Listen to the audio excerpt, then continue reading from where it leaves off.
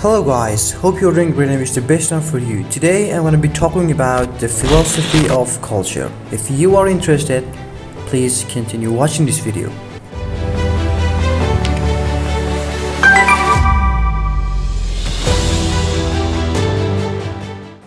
So, the ability to transmit information across generations and peers by means other than genetic exchange is a key trait of the human species.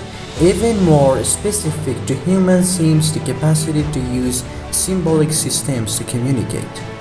In the anthropological use of term, culture refers to all the practices of information exchange that aren't genetic or epigenetic. This includes all behavioral and symbolic systems.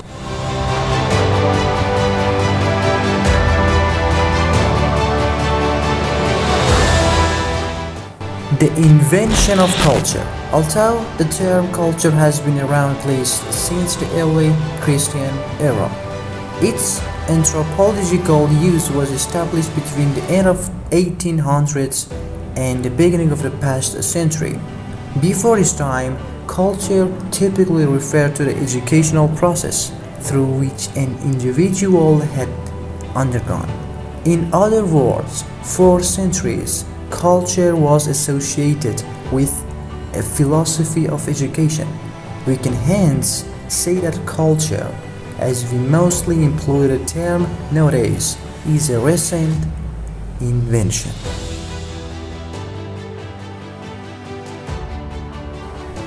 So guys, let's learn how to study a culture.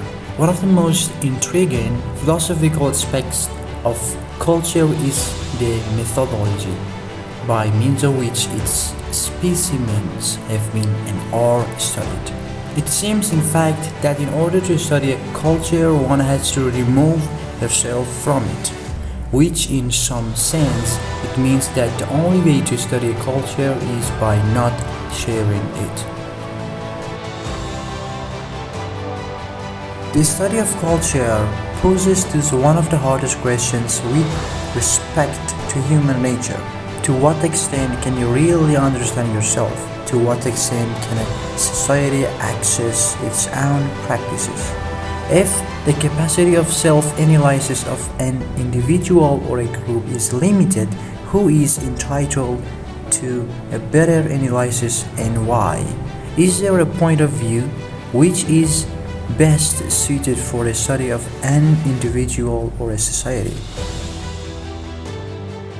It's no accident. One could argue that cultural anthropology developed at a similar time at which psychology and sociology also flourished.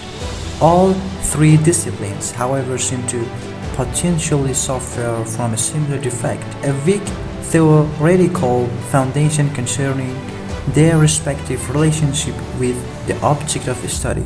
If in psychology it seems always legitimate to ask on which grounds a professional has a better insight into a patient's life than the patient herself, in cultural anthropology one could ask on what grounds an anthropologist can better understand the dynamics of a society than the members of the society themselves.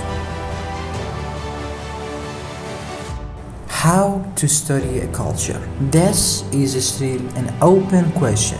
To date, there certainly are several instances of research that try and address the questions raised above by means of sophisticated methodologies.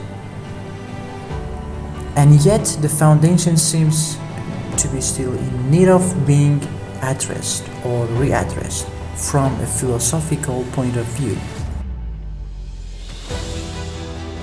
Thank you for watching this video, my friend, and please subscribe to my channel and like this video.